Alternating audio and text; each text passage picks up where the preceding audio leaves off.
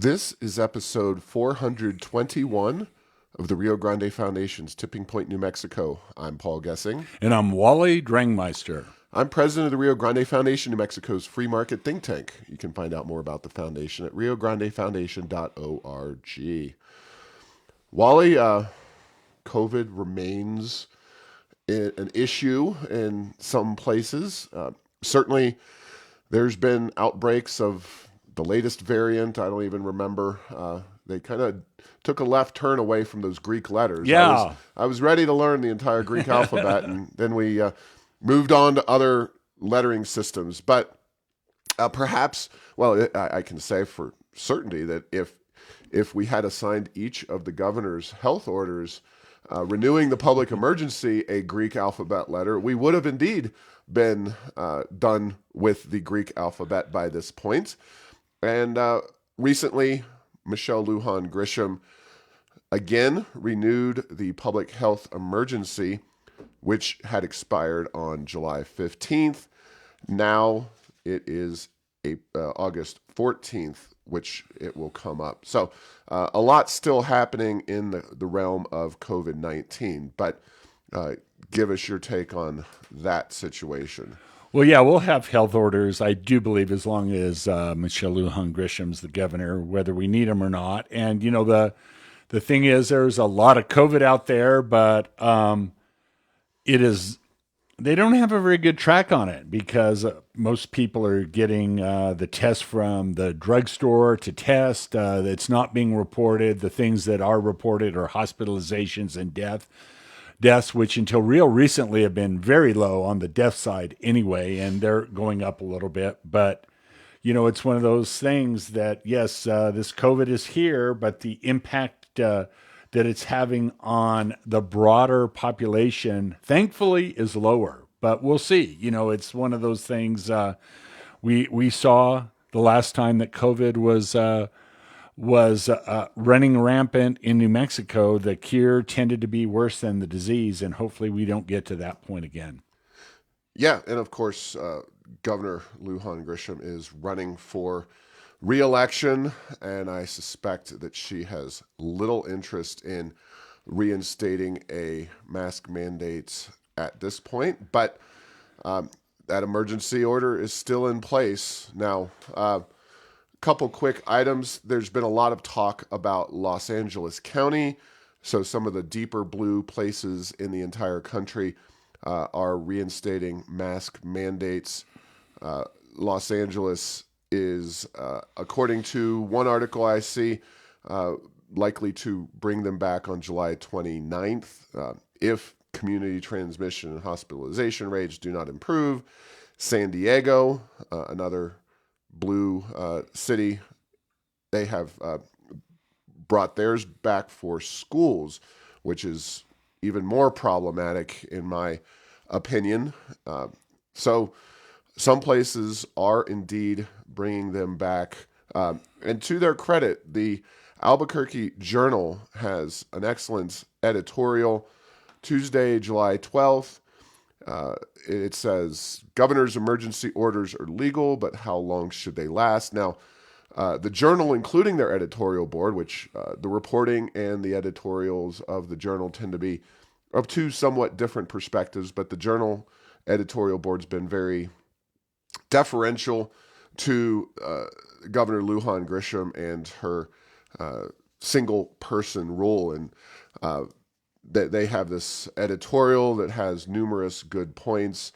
A few of them, New Mexico has essentially been under single-person rule during the pandemic, while the governor imposed some of the most restrictive and longest-running public health measures in the nation, halting in-person activity at private businesses deemed non-essential, forcing public and private schools to suspend in-person classroom teaching for about a year, shuttering businesses and that reported multiple COVID cases, and mandating everyone wear face masks indoors and outdoors and more. At this point, it's beyond time for the governor to explain why a public health emergency is still necessary, just because the courts have upheld her emergency orders. And I would also say the Democratic-held legislature has not challenged her as well. doesn't mean that they should continue on forever. So, Yes, doesn't mean they should. We will see if they will, and so I'll go ahead and say I'll just take the betting position that they will be in effect as long as she's governor. yeah, certainly if she's a one-termer, if Yeah, but she's mine knows even includes should she be reelected. I think she'll keep him in place because she likes having that. She likes him for some reason. and So. well, I think there's money tied to that. There are financial resources made available through the federal government that she likes the availability of. It further pads the bottom line of the state of New Mexico, and I think there's no question about that. So, And that goes with New Mexico's motto: "It goes as it grows," which it really is. The best money is federal money. yeah. Now, Virgin Galactic is in the news. Of course, they are, in theory, the primary tenant at Spaceport America right here in New Mexico. By the way, happy 1 year anniversary of Richard Branson and that small crew on Spaceport America, out of Spaceport America, doing kind of what so far a decade in is the highlight of what's happened at Spaceport America, which was a manned space flight out of Spaceport America with a lot of media attention. Not a paid commercial flight by any stretch of the imagination, but that was over a year ago. I remember that was somewhere around the 4th of July, or actually, yeah, it was mid-July. So we're right at a year since that particular event happened. And Virgin Galactic has made a decision on where they're going to manufacture these spacecraft. It's not here in New Mexico, despite our $250 million gift to them in the form of the spaceport. I'm not surprised by that, but shows you that you can't buy loyalty. You've got to earn it through a favorable business climate, reasonable taxes, a skilled workforce, and all kinds of other things that businesses look at, including Virgin Galactic. They are going to be building their spacecraft in Mesa, Arizona. So just like Intel, they might have a plant here, they might have some investment in New Mexico, but when push comes to shove, both Intel and Virgin Galactic choose Arizona with its right to work law, its lower tax burdens, bigger population, more skilled workforce, and aviation industry in existence out there, at least in the case of Virgin Galactic. Yes, I guess that's probably not a huge surprise. I'm not sure how many planes they're planning on building. I perused their materials. Did you find that in there, Paul? The article from Yahoo News says that it'll be 6 initially. I don't know, So I did the math, and they 6 said per year. Yeah, well, I did the math that they said 400 flights, one a week. So you take 400 divided by 50. That's somewhere in the 7.6 range. So you're going to need 6 or 7. And as we talk from a business model point of view, if those planes can fly weekly, then I have a feeling that the chances of their business model penciling out are pretty good. If if each plane can only fly, monthly or a couple of times, 2, 3, 4 times a year, they could be in a world of hurt, and they may not be able to build very many planes because the business model won't work. So make no mistake about it, what they're trying to do is very difficult, and things that are very difficult don't always go well. But it's like this is another phase, and we'll have to see if they can raise the capital that they need to get these number of aircraft built. Yeah, and it is something that when you really start unpeeling the onion that is Virgin Galactic's business model, you get a lot of things that I don't think they like to widely acknowledge, that their business model involves 400 space flights a year. There's 365 days in a year, so you're talking at least once a week, solid every single day. Now, yes, a flight a day, and then for some. each of those craft. Yeah.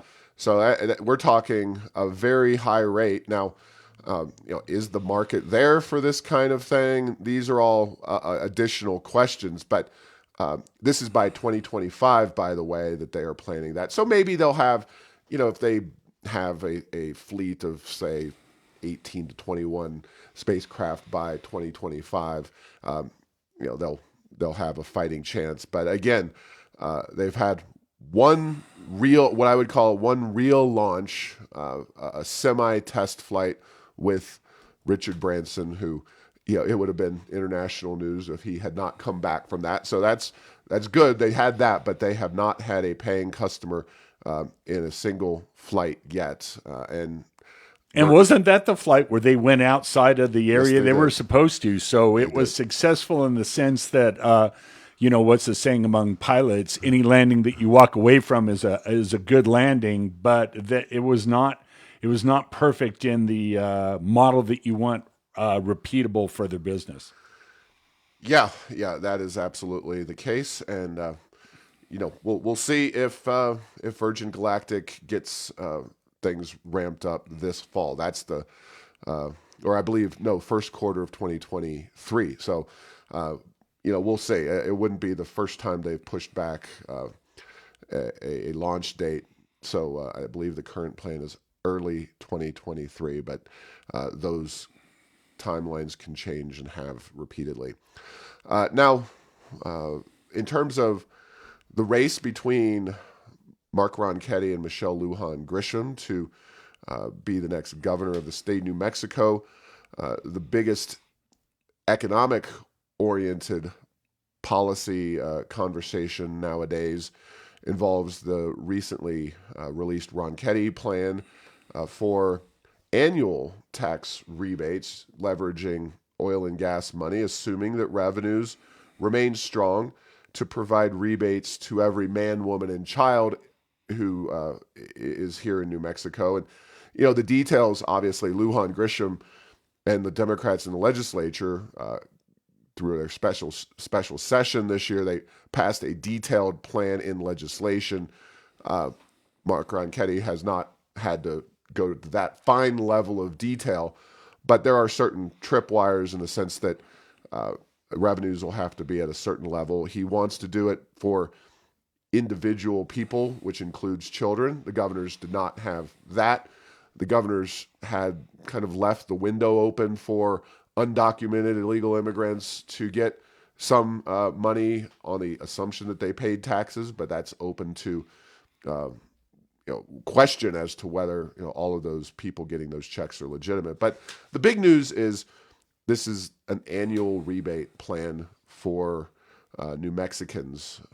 Somewhat similar to what Alaska has right now, which has gotten to be a long-term program of theirs, with the same source of revenue, by the way, their oil and gas money. So, yeah. Now, Rio Grande Foundation, we look at these kinds of things and we try to assess them and their merits. And this is, first and foremost, I believe it's a political move to kind of counteract what the governor did this year with regard to her own rebate plan. People like quote unquote free money. They like getting those checks from the government, especially when they feel like they've paid taxes. This really isn't related to any taxes paid. It's about money that the oil and gas industry generates. And I'm all for money flowing back to people as opposed to into government schemes. One of the funny things, and I look at the situation, I say, well, Ronchetti and Grisham are going to be, by and large, polar opposites in their campaigns on a variety of issues. We're seeing that in the abortion issue most clearly, but economically as well. However, Ronchetti, of course, with one of his first real meaty proposals, it's very similar to what Lujan Grisham has already done, at least in terms of it being a one-off. But when the Albuquerque Journal called a spokesperson for Lujan Grisham, they called Ronchetti's plan a, quote, fiscally irresponsible socialist scheme. Very, very notwithstanding the fact that, as you said, it's very similar to what the governor just did. So when she did it, it was a compassionate plan to help people, Paul. So I don't know. We'll see. So it is interesting, and as you know, political spokes people they'll say anything. It's one of those, you knew they had to say something bad, and you throw words like that out there. It's like, okay, made for a great quote. Does it mean anything? Probably not. Yeah, it was down in the article in the Albuquerque Journal, but I posted a full analysis at areasoфenchantment.com. The gist of it is, from the Rio Grande Foundation perspective, is that returning money to people is great, but this should not get in the way of real tax reform, gross receipts tax reform, reducing the personal income tax. We need to really move forward on those substantive issues. The idea of these rebates also has the danger of encouraging or enabling certain people to stay out of the workforce because you're not getting money back proportionate with anything that you've put into the system. And if you're somebody who wants to sit at home and play video games and smoke marijuana and eat Cheetos, getting checks on the regular from the state of New Mexico will only enable you to do that. Ultimately, people who make investment decisions, spend real money to build businesses, they should have a consistent, clear approach to the taxes they pay and what their decision making should look like. And you can do that much better if you actually change the gross receipts tax, make it less onerous.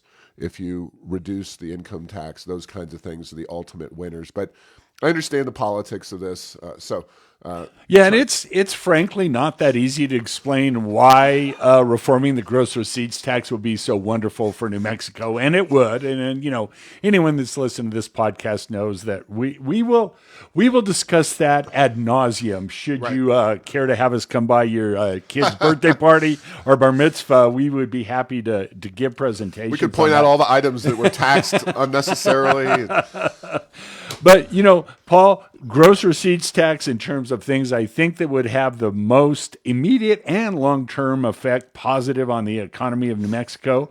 I think number 2 is probably elimination of the income tax.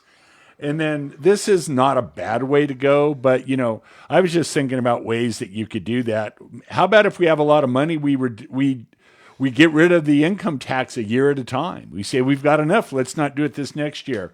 But you know what, Paul? That runs into a little problem is that legislators like to spend money, and they can always find something to spend it on. And it always seems like giving it back to the citizens who actually do pay taxes.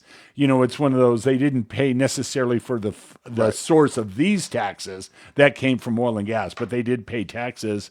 What about giving those back a little bit? But, then again, spending's easy. Cutting taxes is hard. I don't know why, but that is the way the world works.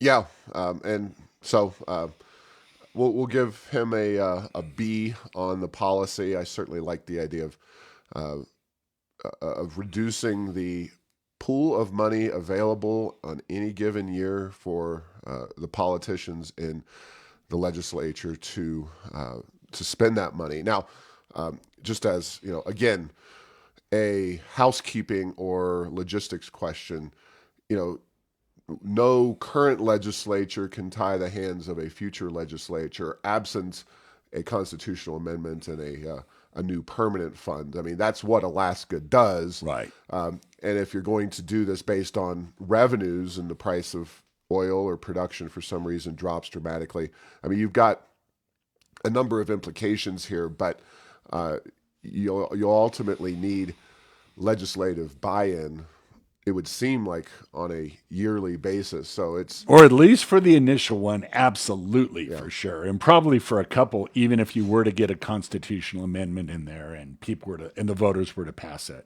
right. So lots of interesting things to consider there. Obviously, Wally and I will chalk ourselves down as being fans of fundamental tax reform. Rebates, better than the alternative. And one of the alternatives is spending money on the film industry, and the governor was out touting I guess, if rebates are a fiscally irresponsible socialist scheme, I don't know what subsidizing Hollywood films is. It's a hard-nosed economic development program, Paul. And the point of that is name an industry that if I'm going to, just any industry, for your industry, we will give you back X percent. Let's just throw a number out there, 25% of your costs for doing business in New Mexico. I can't think of an industry that's, an ongoing viable industry that wouldn't say, hey, that New Mexico might be a good place to come to, so. Yeah, and there's so many reasons, and we've recapitulated them in the past, but I just look at a blog post that I wrote on May 13th, 2019. The LFC agrees with Rio Grande Foundation on film subsidies. LFC is the Legislative Finance Committee, which is the closest thing we have to a nonpartisan, publicly funded think tank, internal to the state government of New Mexico, internal to the legislature. And I will merely read a slide that the LFC's director, David Abbey, gave when the legislature earlier that session passed a massive expansion of film subsidies. His slide read as follows: film credit changes estimated to cost over $500 million to the general fund over the next 5 years, in addition to the $250 million that would have been paid out under the existing cap. I am no math wizard, but that comes to $750 million over the span of 5 years. And cost is a very clear and specific number. This is not, there's no fudge factor there. It costs the state money. Goes on to say, likely the most significant state investment ever in a single industry for economic development, despite evidence of about a 40 cent return on the dollar, which is also 40%. But that is coming straight from the horse's mouth, so to speak. And just because the film industry comes here and spends a lot of money, $855 million, it could be whatever you may want it to be. That is all done simply for the fact that New Mexico is paying them to be here. And by paying them, I mean actually cutting checks, not exempting them from certain taxes, not giving them a break. We are paying them anywhere from 25% to 35% of their costs. And yeah, the governor can tout that all she wants. She could say however much money they are bringing in. But the film subsidy program is a boondoggle. Yeah, and so for something to be an investment that has a positive return, and a simple way I think to look at it is if we're spending $100 in film tax subsidies and the state would, and I would say any kind of tax, I don't even care if it's state, it can be local, whatever, as long as the amount of taxes that are generated are at least $100, you'd say that's neutral, and anything above would be a positive rate of return. But in this case, it's only 40 cents on the dollar. Yeah, exactly. And, we will keep railing on the film industry and the film subsidies. Don't have a particular problem with the industry itself, but they shouldn't be treated to unlimited quantities of taxpayer money from the state of New Mexico, from us. At the very least, their ratio, the amount of money, 35% or 25%. And it depends on geographical location of the studio and whether they're in a permanent studio, i.e., channel NBC Universal has a facility that affects by 5% the generosity of the subsidy. So we will continue to call BS on the claims that the film industry is doing some great things for New Mexico. Yeah, and one real quick thought on that is that I love certain things that are done in New Mexico. I think it's cool. I like Longmire. I liked Breaking Bad, although it's there's a little asterisk. I'm not sure it puts Albuquerque in the best light. And by the way, since Yes. the statues, I don't have a problem with the statues. I want to. Okay. We're, Yeah, we're you are okay on the statue friendly. But the other thing is if you're a big studio, I think that I was just thinking about this. I think about weird stuff, Paul, and our listeners and viewers will know this. If you have a fleet of projects, I think you're going to want to put your riskiest ones in New Mexico because you're going to get the most money back. So if you have something that is going to be a winner, you're like, we can film that anywhere because we're going to make our money back. But if you have something that's risky, and there's been some great movies made in New Mexico during this modern era, but man, there's been some horrible shows. I know because I've tried to watch them. I do like seeing New Mexico in the movies, but yeah, there is a lot afoot with this business of making films, and New Mexico's role in it. Yeah, very well said. And by the way, those statues are privately financed, which is nice. At least something associated with the film program is privately constructed or whatever. Now, protecting those statues, I fear for the from theft and vandalism, and I have a feeling theft would be more of a problem with these than vandalism. Yeah, I fear for the future of Walt and Jesse on the mean streets of Albuquerque. Just as a quick aside, there was a discussion about where to locate them, and Wyoming and Central was thrown out there as more of a joke because they would be right at home in a challenged area of our dear city here. I'm sure they'll probably wind up downtown somewhere next to the frolicking statues of frolicking children and other life on the street, so to speak. But I do fear for their future. Walt and Jesse, you've been warned. Two main characters from that show, Breaking Bad. CNBC has a report ranking the best states for business, and this is a tricky one because it's easy to get a lot of headlines out of these 50 state rankings, and I think CNBC's report does do a good job in many ways. It has many different variables, although I take issue with some of the results. Now, New Mexico comes in 46, so I think that is a fair assessment of New Mexico's overall business friendliness. However, and I don't have the exact number on this offhand, but if you look at their handy-dandy map, which I put at airsofenchantment.com, the state of Illinois, which is hemorrhaging people and jobs, comes in the second tier, the 11th through the 20th category of top states for business. Florida, which is a magnet for jobs and economic growth, also comes in 11th to 20th in that same general position.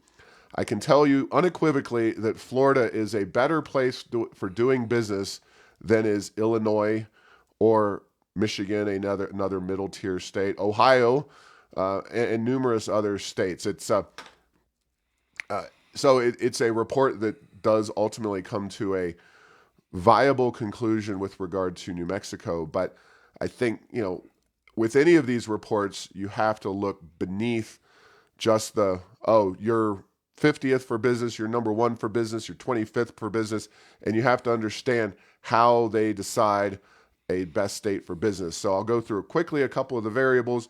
Workforce, this actually, New Mexico came in 25th on our workforce. I think our workforce has many more significant challenges, both internally in terms of the workforce participation rate, but also right to work was included. We're not a right to work state.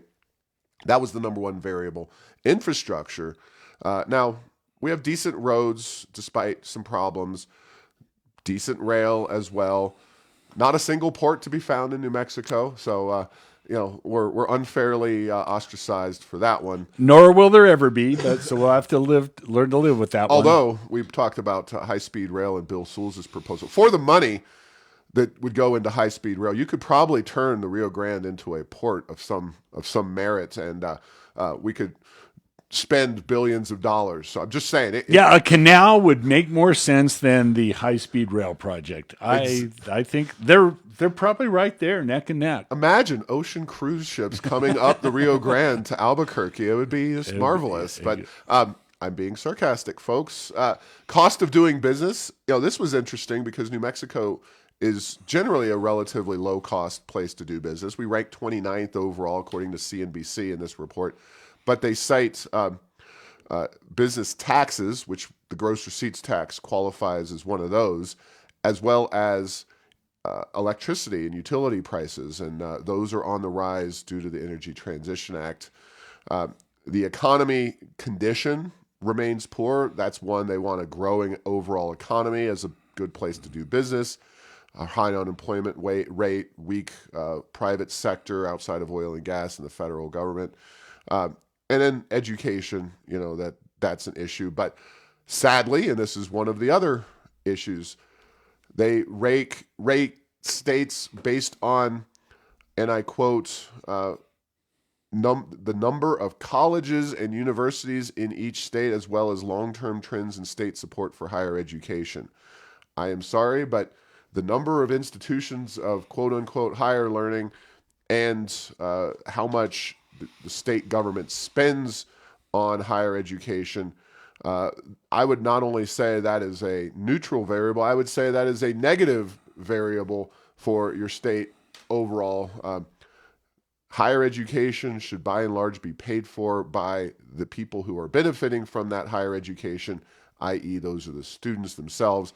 Yes, we have a federal student loan program. We have all kinds of other government interventions in that area of the economy. But like healthcare, we need to pull back on the number of interventions and peel back the onion, not pour more money into these broken government programs. So there you go, Wally. Yeah, and these, we do like these. Everyone likes these rankings. It gives you a lot of insight. The one thing that I noticed from this is I didn't see crime anywhere. Is that by your reading, or is that just a very minor thing? It wasn't an overall variable. They did have, and it's worth reading. It's worth reading my post, which analyzes their metrics, but also reading further into their methodology. Yeah. But that's like the education one is like saying, well, they have a lot of police because they have a lot of crime, so that makes it good. That's kind of the education analog. But yeah, some interesting things, and I'm with you, man. I'll look into that. I don't see how Illinois did that well because I see companies leaving Illinois all the time, particularly the greater Chicagoland area, because of all the problems they're having there. Exactly. And as a much simpler, and sometimes these indices get a little overly complicated by trying to take in too many different factors. But if you want a simple way to tell if your business is business friendly, and this isn't universal, but it's pretty darn close. Right to work states outpaced forced unionism states since the COVID onset. This is a chart starting since February 2020. 1,091,000 jobs have been created in right-to-work states. 1,181,000 jobs have been lost in forced unionism states. Although right-to-work as an issue has been somewhat, reduced in its power because thankfully, the Janus Supreme Court decision, Janus versus AFSCME, gave right to work to all government employees. Private sector workers still toil with forced unionism in several states, including New Mexico. But it would be a simple way for New Mexico to say, hey, we're open for business. We have a right to work law. You no longer will be forced to pay union dues or fees as a precondition of employment in New Mexico if you go right to work. But obviously, this governor, this legislature had no interest in that. No, and then the other thing, Paul, is I have a feeling that right to work status is probably correlated to taxes, regulation, crime, education, quality. So it seems like with less unionized workforce, and it's not as big of a deal as it maybe was 40, 50 years ago, but I do think the right to work is correlated highly to other business friendly indicators for a state. So, Yeah. and we have a hard time with any business friendly indicators unless you're the film industry. What Wally is saying, translated to the base level, is that a lot of unions tend to lobby and actively work for bad policies, whether it's teacher unions, they advocate for the schools being shut down during COVID. They advocate for greater regulatory involvement of the government. And it may not be just right to work. It may be other policies associated with stronger or weaker union presence. And that is an absolutely valid point. But I wish I would have said it that well. Thank you. but you're right. It would be a statement on the part of New Mexico, and it would not only be a statement, but it would be an actually tangible thing that New Mexico could do to start the process of becoming more economically free, more economically successful, and a destination for jobs and economic growth that doesn't necessarily involve, we love the oil and gas industry, but that we're over-reliant on that, or the federal government, which we like a lot less than oil and gas, but we also are very over-reliant on. So, all right, Wally, well, we will leave it there, and we have an exciting conversation with Georgia Scott about the latest on Holtec, the Holtec nuclear storage facility in southeastern New Mexico, as well in this conversation. So thanks for listening to this week's episode. Find all episodes at tippingpointnm.com or at the Rio Grande Foundation's YouTube channel.